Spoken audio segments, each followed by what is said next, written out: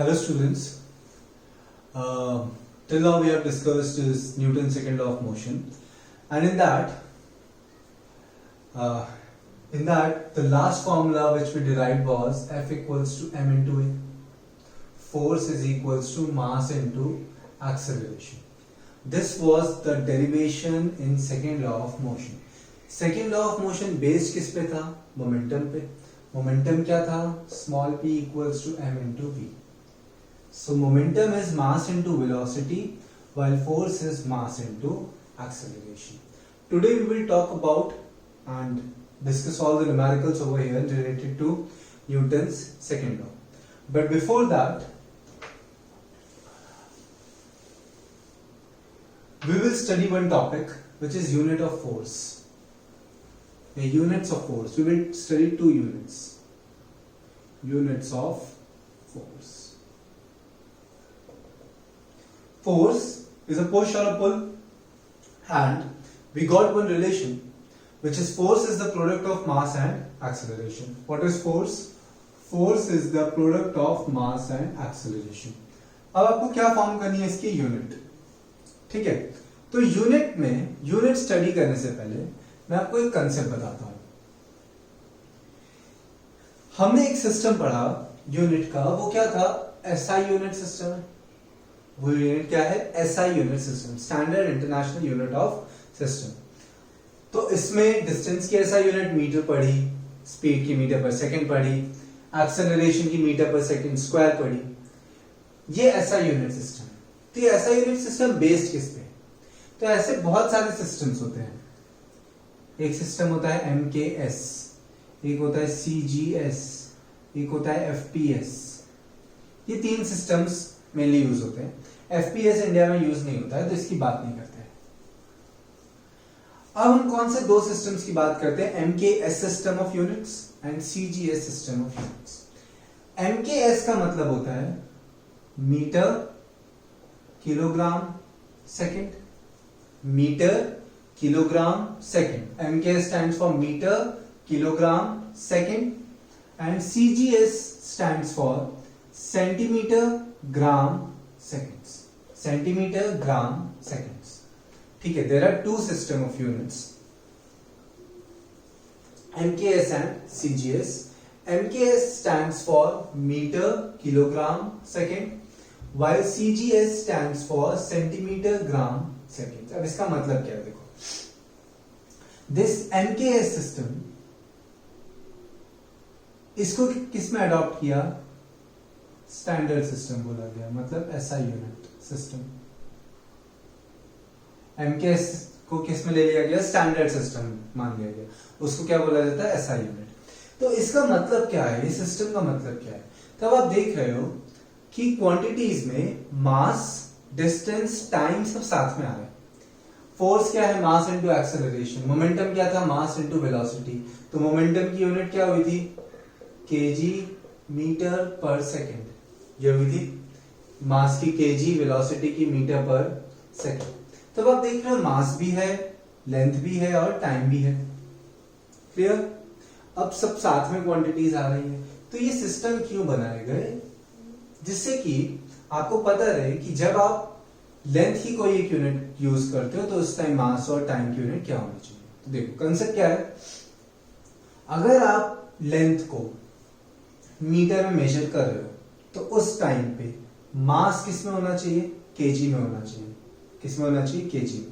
ठीक है, कि आपको एक ग्रुप बनाना है कि अगर लेंथ मीटर में है तो मास किस में होना चाहिए? केजी में. टाइम किस में होना चाहिए? सेकंड में. बट अगर आप लेंथ सेंटीमीटर में मेजर कर रहे हो तो किस में होना चाहिए? मास ग्राम में. और टाइम किस में होना चाहिए? सेकंड में. मतलब कोई भी चीज अगर आपको मीटर में दी है तो मास किस में आएगा? केजी में. बट अगर कोई भी चीज आपको सपोज वेलोसिटी सेंटीमीटर पर सेकंड में दी है तो उस टाइम मास किस में आएगा? ग्राम में आएगा. Clear? There are two system of units. क्यों यूज किए जाते हैं? जब क्वांटिटीज सब एक साथ रिलेट होने लगती हैं. अगर आप लेंथ को मीटर में लेते हो तो मास को किस में लेना है? केजी में. टाइम को लेना है सेकंड्स में. And if you are taking, अगर आप लेंथ को मीटर में ले रहे हो तो mass KG, time seconds. And if you are taking length in centimetres then mass gram में एंड टाइम सेकंड्स में. ये चीजें आपको याद रखनी है. ठीक है, ये साइड में या नोटबुक के पीछे आप लिख सकते हो, यहां पे भी लिखने की जरूरत नहीं है। अब चलो हम किसकी बात कर रहे हैं, यूनिट्स ऑफ फोर्स की। F equals to M A, तो दोनों सिस्टम में बात करते हैं, ठीक है। MKS सिस्टम मतलब SI यूनिट, SI यूनिट की बात करते हैं। तो फोर्स का फॉर्मूला आपके पास है मास इनटू एक्सेलरेशन। MKS सिस्टम में मास किस में लेते हैं हम, केजी में, तो मास की जगह क्या आ जाएगा, केजी। एक्सेलरेशन की यूनिट होती है मीटर पर सेकेंड स्क्वायर। क्या होती है एक्सेलरेशन की unit, we have already studied this in 8th chapter. Acceleration की यूनिट होती है मीटर पर सेकेंड स्क्वायर। तो यहां पे एक्सेलरेशन MKS सिस्टम में क्या होगा, मीटर पर सेकेंड स्क्वायर। पर सेकेंड स्क्वायर को क्या लिखेंगे, s raise to -2 metre per second square. तो ये स्क्वायर ऊपर जाएगा तो क्या हो जाएगा, s रेज़ टू -2। तो ये इसकी MKS यूनिट आ गई। मतलब SI यूनिट फोर्स की क्या होती है, KG metre per second square.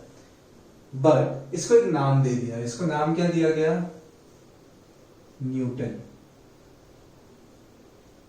क्या नाम दिया गया, Newton. So what is SI unit of force, kg meter per second square, but that kg meter per second square is known as Newton. So what is SI unit of force, Newton. क्या लिखोगे, Newton. अब एक और unit होती है force की जिसको बोलते हैं CGS, ठीक है। यूज तो हम ऐसा ही करते हैं, बट कभी कभी आपको CGS यूनिट भी पूछ लेते हैं। What is CGS unit of force, ठीक है। CGS में मास की यूनिट क्या होती है, तो आप देख रहे हो मास की यूनिट CGS में क्या होती है, ग्राम। सो CGS में फोर्स की यूनिट के लिए मास में यूनिट क्या होगी, ग्राम। Acceleration metre per second square होता है, पर CGS में मीटर तो ले नहीं सकते, क्या लेना पड़ेगा, सेंटीमीटर। क्लियर, मीटर की जगह क्या ले सकते हैं, सेंटीमीटर। तो CGS यूनिट एक्सेलरेशन की क्या होती है, सेंटीमीटर पर सेकेंड स्क्वायर। तो ये सेंटीमीटर पर सेकेंड स्क्वायर यहां पे लिख देते हैं, तो ग्राम centimetre per second square. Clear. MKS unit क्या हो गई फोर्स की, KG metre per second square, उसको क्या नाम दे दिया गया, न्यूटन। CGS यूनिट क्या हो गई फोर्स की, gram centimetre per second square, उसको भी एक नाम दिया गया है। This gram centimetre per second square is known as dyne. What it is known as? It is known as dyne. D-Y-N-E. So what is MKS or SI unit of force? Your answer will be Newton. What is CGS unit of force? So your answer will be dyne. And what is dyne? Dyne is gram centimeter per second square. अब आपको एक और question पूछ सकते हैं, 1 newton equals to how many dyne. जैसे 1 metre equals to how many centimetres, so you are writing 100। 1 metre equals to how many centimetres, so 100। In the same way, 1 Newton equals to how many dyne? Newton is a unit of force as well as dyne is also a unit of force. So 1 Newton equals to how many dynes? ये conversion करना है, कैसे करेंगे देखो। Solution, 1 newton, newton किसके equal है, KG metre per second square के equal है। 1 newton equals to 1 KG metre per second square. इतना तो आपको क्लियर। अगर हम KG metre per second square को gram centimetre per second square में कन्वर्ट कर दें, somehow we can convert this KG metre per second square into gram centimetre per second square, तो वो किसके इक्वल हो जाएगा, डाइन के इक्वल हो जाएगा। तो आपको केजी को ग्राम में करना है, मीटर को सेंटीमीटर में करना है। 1 KG equals to how many grams, 1000। 1 KG में कितने ग्राम्स होते हैं, 1000। तो केजी कन्वर्ट हो गया ग्राम में। 1 metre equals to how many centimetres, 100। तो कितना आ गया, 10⁻²। तो केजी कन्वर्ट हो गया ग्राम में, 10⁻³ हो गया 1000। मीटर हो गया सेंटीमीटर में, 10⁻² हो गया 10 स्क्वायर। और सेकंड तो एज इट इज, उसको कन्वर्ट करने की जरूरत नहीं। तो कन्वर्ट हो गया 1 KG metre per second square, तो 10⁻³ into 10⁻² gram centimetre per second square. 10⁻³ into 10⁻², when the base is same, powers will get added. 10⁵ gram centimetre पर सेकंड स्क्वायर का मतलब क्या होता है? डाइन. So 1 Newton is 10⁵. 10⁵ मतलब 1 lakh dyne. 1 newton means how many dine?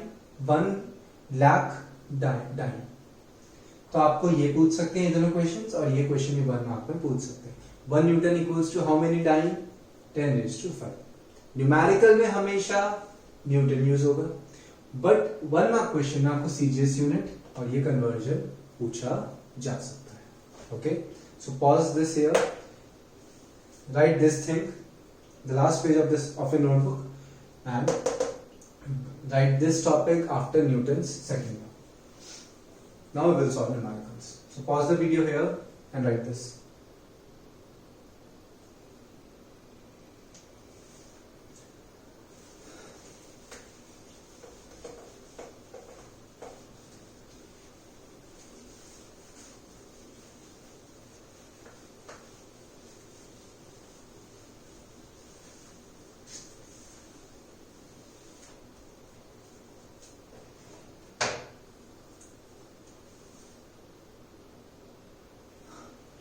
Now before starting numericals, first we will see how many formula we have studied. So first formula was of momentum.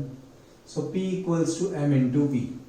Momentum is small p, mass into velocity. Second formula, force equals to mass into acceleration. और force का एक और formula पढ़ा हमने. जब हमने derive किया तो फोर्स का एक फॉर्मूला क्या पढ़ा? Force is change in momentum upon time. तो ये 3 फॉर्मूले आपको याद रखने हैं. ये फॉर्मूले से PF minus PI by T से ही ये फॉर्मूला आया था. Okay, so force is either mass into acceleration और force is either change in momentum. Change in momentum क्या होता है? Final momentum PF minus initial momentum divided by time. तो अब ये 3 फॉर्मूले हमने पढ़े, तो यही 3 फॉर्मूले से हम न्यूमेरिकल्स सॉल्व करेंगे. Okay, so for referring to questions, open page number 120 of your textbook, page number 120, example number 9.1, page number 120, example number 9.1.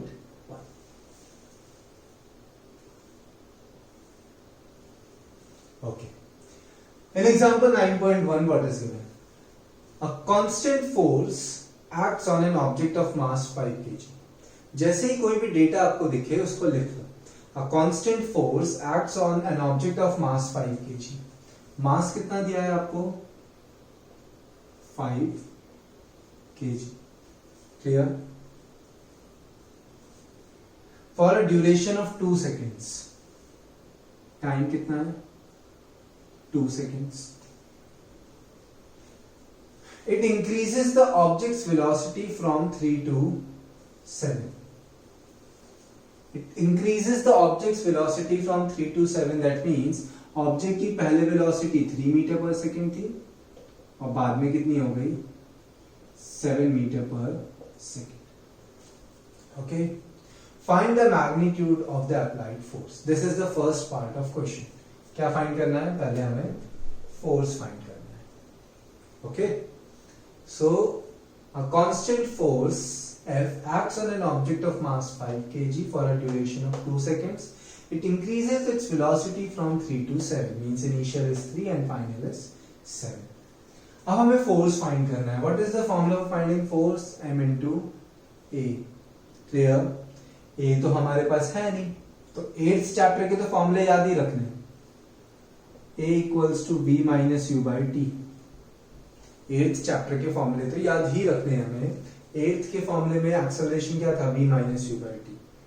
हमें क्या फाइंड करना है? हमें फोर्स फाइंड करना है. फोर्स में क्या चाहिए हमें? एक्सेलरेशन चाहिए. एक्सेलरेशन किससे मिलेगा? v minus u by t से. तो देखो, acceleration will be v minus u by t. What is v? 7 minus 3 by t is 2. 7 minus 3, 4 by 2. Answer 2। Acceleration आया तो एक्सेलरेशन की unit metre per second square. We got acceleration of force क्या होता है m into ए। m कितना है 5, a कितना है 2, so 10 newton. Clear? We got acceleration, we substituted the value of acceleration. हमारे पास मास पहले से ही था, mass was given to us, so force is 5 into 2 10 newton. अब ये क्वेश्चन में आगे बढ़ते हैं। बुक की मेथड फॉलो नहीं करनी है तो मत करना, बुक में बहुत ट्विस्ट करके दिया है इसका सॉल्यूशन, इससे अच्छा डायरेक्ट ऐसे ही कर लो। Find the magnitude of the applied force. This we have completed. Now, if the force was applied for a duration of 5 seconds, what would be the velocity of the object? Force, इतना ही force जब 2 second के लिए लगा था तो velocity 3 से कितनी हो गई थी? 7 हो गई थी। अब आपको क्वेश्चन में क्या बोला है? If the same force is applied for a duration of 5 seconds, then what will be the final velocity? So now, force 10 newton ही है, कितने टाइम के लिए लग रहा है? 2 सेकेंड्स की जगह कितने टाइम के लिए लग रहा है? 5 सेकेंड्स के लिए। कितने मास पे? 5 kg मास पे ही लग रहा है। इनिशियल वेलोसिटी कितनी है? 3। बट फाइनल चेंज होगी क्योंकि हमने फोर्स ज्यादा टाइम के लिए लगाया, तो अब क्या निकालना है आपको? Final velocity. Clear? Now, if the same force of 10 Newton is applied for a duration of 5 seconds on the same object, which was moving with an initial velocity of 3 meter per second, you have to find the final velocity. तो देखो, force क्या है? मास into acceleration. हमें क्या find करना है? v। हम क्या कर सकते हैं? एक्सेलरेशन की प्लेस पे लिख देते हैं v minus u by t. m as it is, a की प्लेस पे क्या लिख दिया हमने? v minus u by t. अब वैल्यूज रख देते हैं। f कितना है? 10। What is m? 5। v we have to find, u कितना है? 3। t कितना है? 5। so this 5 and this 5 will get cancelled. 10 equals to v minus 3।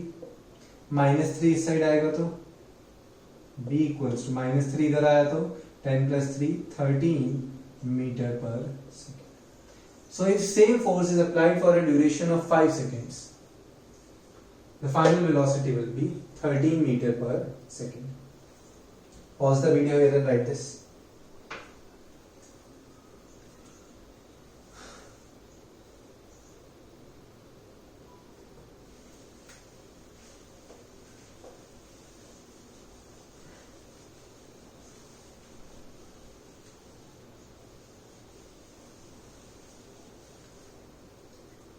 Now on the next page, page number 121, example number 9.2, which would require a greater force, accelerating a 2 kg mass at 5 meter per second square or a 4 kg mass at 2 meter per second square? दोनों में से force किस में ज्यादा रहेगा? तो first case,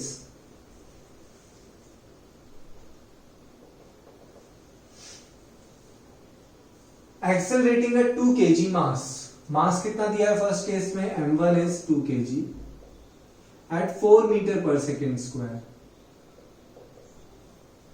okay, sorry, at 5 metre per second square. और case 2 आपको क्या दिया है?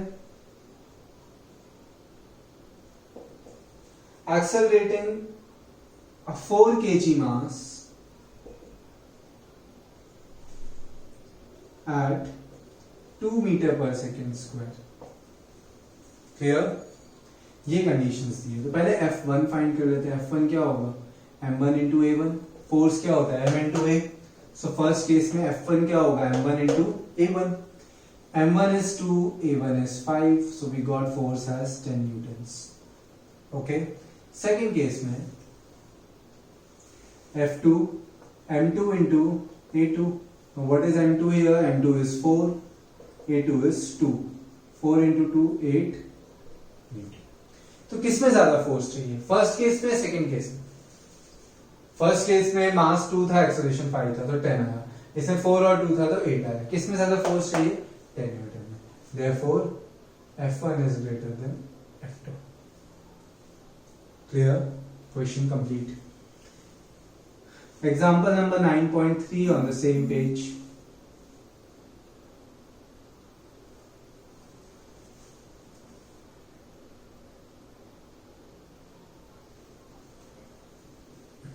A motor car is moving with a velocity of 108 km per hour.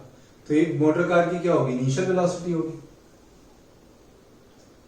108 kilometre per hour, and it takes 4 seconds to stop. कितना time लगा, 4 seconds to stop. After 4 seconds the car stops, so the final velocity of the car will be 0. Okay, final velocity of the car will be 0.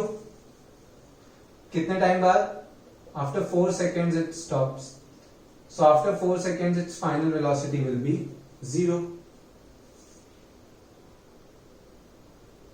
It takes 4 seconds to stop after the brakes are applied. Calculate the force exerted by the brakes on the motor car if its mass along with the passengers is 1000 kg. मास कितना दिया है, 1000 kg. First of all the quantities should be in SI unit. Now SI unit of speed is meter per second. So we have to convert this 108 kilometer per hour into meter per second.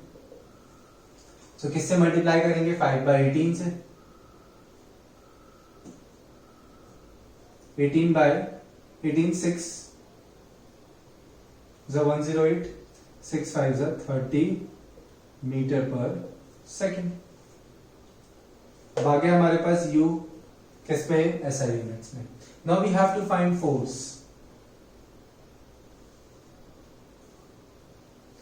Force is mass into acceleration. So before finding force, we need to find acceleration. तो a कितना हो गया, b minus u by t. What is b? 0. u is 30 by t. t कितना है, 4. Minus 30 by 4. 15 by 2. Minus 7.5 metre per second square. Acceleration negative मतलब speed decrease हो रही है. ऑब्वियसली ब्रेक अप्लाई करने पे स्पीड क्या होगी, डिक्रीज होगी. So our acceleration is positive.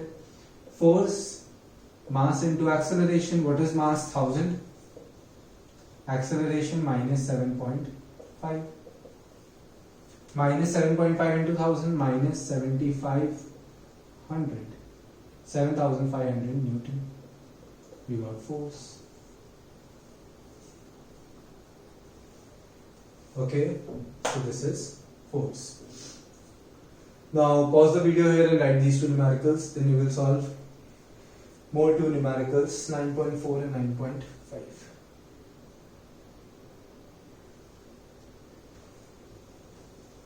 Pause the video over here. This is on page number 121. 22, 21.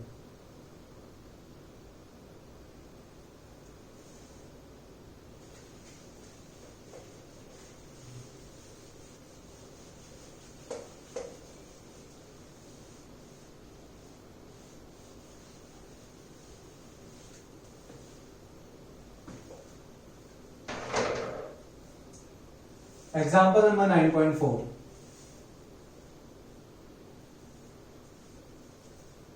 A force of 5 Newton gives a mass m1 an acceleration of 10 meter per second square and a mass m2 an acceleration of 20 meter per second square. What acceleration would it give if both the masses were tied together? Force कितना है, 5 Newton है. Equation समझो कि एक मास है m1 और एक दूसरा मास है m2.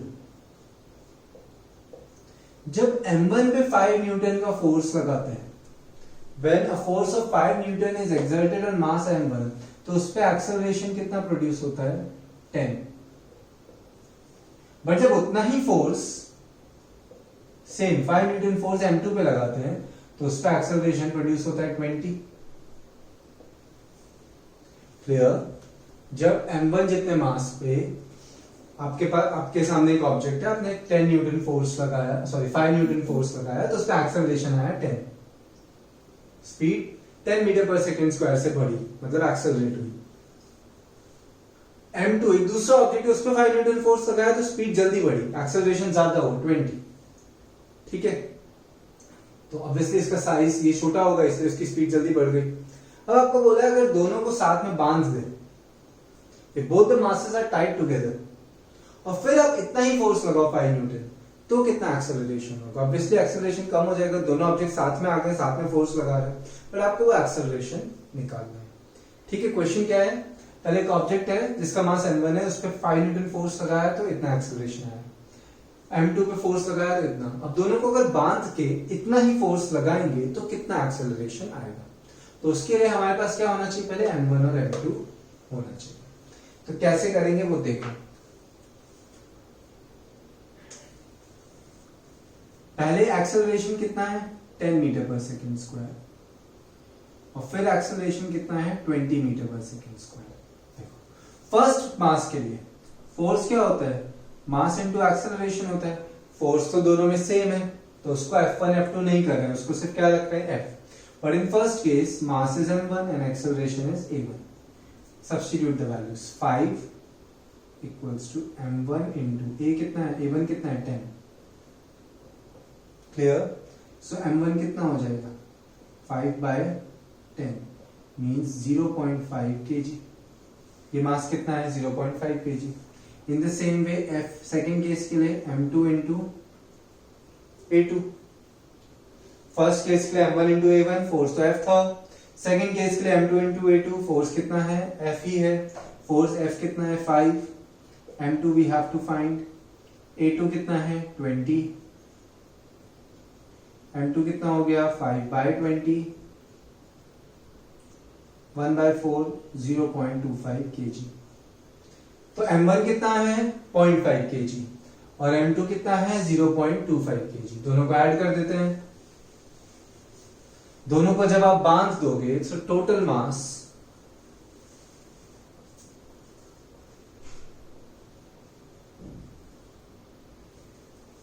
m, कैपिटल M क्या हो जाएगा? m1 प्लस m2 हो जाएगा। यस, सिर्फ m रखते हैं, m1 प्लस m2 हो जाएगा। तो 0.5 प्लस 0.25 कितना होगा? 0.75 kg। 0.75 kg। Clear? I hope सबको डेसिमल एडिशन तो आता ही होगा। 0.75 kg आ गया total mass. Now again the same force applied, but mass क्या हो गया? m, और एक्सेलरेशन हमने क्या ले लिया? जब दोनों मासेस को टाई किया साथ में, तब मास कितना हो गया? m, और एक्सेलरेशन सपोज हमें पता नहीं तो हमने क्या ले लिया? a। फोर्स कितना लगाया? 5 न्यूटन ही लगाया। मास कितना हो गया था? 0.75 इनटू एक्सेलरेशन हमें फाइंड करना है। हमें क्या फाइंड करना था? When both the masses are tied together, तब एक्सेलरेशन कितना होगा? So when both the masses are tied together, the total mass will be 0.75 kg। Applied force is 5, तो हमें एक्सेलरेशन मिल जाएगा। 0.75 मींस 75 by 100, 3 by 4, 4 ऊपर आया, 5 into 4 by 3, तो acceleration कितना हो गया? 5 4 से 20 by 3, 6.66666 चलता ही रहेगा, तो उसको राउंड ऑफ करके क्या लिख दिया? 6.67 metre per second square. This is your answer. So when both the masses are tied together, the acceleration will be 6.67 meter per second square. Clear? आपको पहले एक ऑब्जेक्ट दिया था, उस पर एक्सेलरेशन 10 था, दूसरे पे 20 था। दोनों के मासेस निकाले हमने, दोनों को टाई किया तो टोटल मास मिल गया, फोर्स सेम था, we got the acceleration. Okay, write this, then we will solve the last numerical for today. Pause here and write this.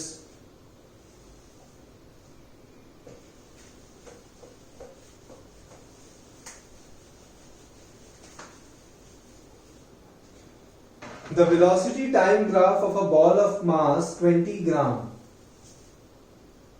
आपको यहाँ पे ग्राफ दिया है.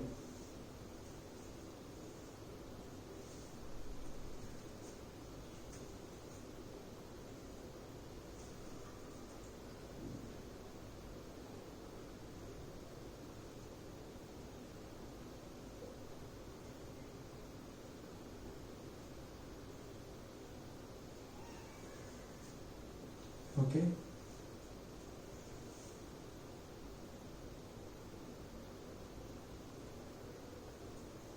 Five, 10, 15, 20, 25.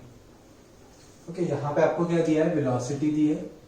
वेलोसिटी की यूनिट क्या दी है? Centimetre per second. अगर आप देखोगे ग्राफ में आपको वेलोसिटी की यूनिट दी है सेंटीमीटर पर सेकेंड और यहां पे आपको टाइम दिया है सेकेंड्स में और एक ग्राफ बनाया है विच कनेक्ट्स 20 एंड 10. ओके, ये ग्राफ को स्टडी करके आपको क्या निकालना है? How much force does the table exert on the ball to bring it to rest. The velocity time graph of a ball of mass 20 gram. Mass कितना दिया है आपको? 20 ग्राम. केजी में कितना होगा? 20/1000. 2/100. 0.02 kg मास पता चल गया. अब आपको ग्राफ को रीड करके इनिशियल और फाइनल वेलोसिटी निकालनी है. ठीक है, बॉल रोल हो रही है, बॉल टेबल से टच होती है, तो कितना फोर्स टेबल ने लगाया जिससे कि स्टॉप हो गई. तो देखो, इनिशियली 0 सेकेंड हमेशा क्या होता है? इनिशियल टाइम होता है. तो इनिशियली उसकी वेलोसिटी कितनी थी? 20. ग्राफ नीचे आ रहा है, मतलब उसकी स्पीड क्या हो रही है? कम हो रही है. Graph is sloping downwards, so its velocity is decreasing. This is a velocity time graph. आपने चैप्टर 8 में यूनिफॉर्मली एक्सेलरेटेड मोशन में बी वर्सेस टी में थर्ड केस यही पढ़ा था. ठीक है, यूनिफॉर्म रिटार्डेशन का. सो 0 सेकेंड पे जो वेलोसिटी होती है वो क्या होती है? इनिशियल. तो इसकी इनिशियल वेलोसिटी कितनी है? 20 है. इनिशियल वेलोसिटी कितनी है? 20 है. तो 0 सेकेंड पे जो वेलोसिटी उसको किससे डिनोट करेंगे? यू से. बट 20 यूनिट क्या है? ब्रैकेट में जो दिया वो यूनिट होती है. यूनिट क्या है? 20 सेंटीमीटर पर सेकेंड. कितनी यूनिट है? 20 सेंटीमीटर पर सेकेंड. इसको किसमें कन्वर्ट करना पड़ेगा? Metre per second. 20 सेंटीमीटर को मीटर में करेंगे तो डिवाइड बाय 100, तो 0.2 metre per second. Clear? 0 second पे जो वेलोसिटी है उसको क्या लिखेंगे? वो हमने लिखा 20 सेंटीमीटर पर सेकेंड, यू हो गया. We converted this into metre per second. अब आफ्टर 10 सेकेंड्स, 10 सेकेंड्स के बाद वेलोसिटी सीधे कहां आ गई? 0 पे आ गई. सो 10 सेकेंड्स के बाद उसकी फाइनल वेलोसिटी क्या हो जाती है? 0 हो जाती है. वो नीचे आ गया एकदम, ग्राफ एकदम नीचे टच हो गया 10 सेकेंड्स पे. So after 10 seconds its final velocity becomes 0. We have to find force. So for force we need to find acceleration. सब चीज आ गया ग्राफ से. ओके, सो फोर्स के लिए एक्सेलरेशन निकालो पहले. v minus you by T. What is v? 0. What is u? 0.2. What is t? 10. minus 0.2 by 10 minus 0.02 meter per second square. Force, mass into acceleration. Mass 0.02 minus 0.02 acceleration. 2 2s are 4, 4 decimal places, so 0.0004 Newton. Okay, so what you have to do? You have to substitute the values from graph, convert those values in the SI units, and then you have to do the calculation. Okay, so right till here units of force पढ़ा है, numericals किए हैं. Write these 5 numericals again without looking into this video, जिससे आपके confidence build up हो जाएगा. ठीक है, In the next lecture, I will start with Newton's third law of motion. Thank you.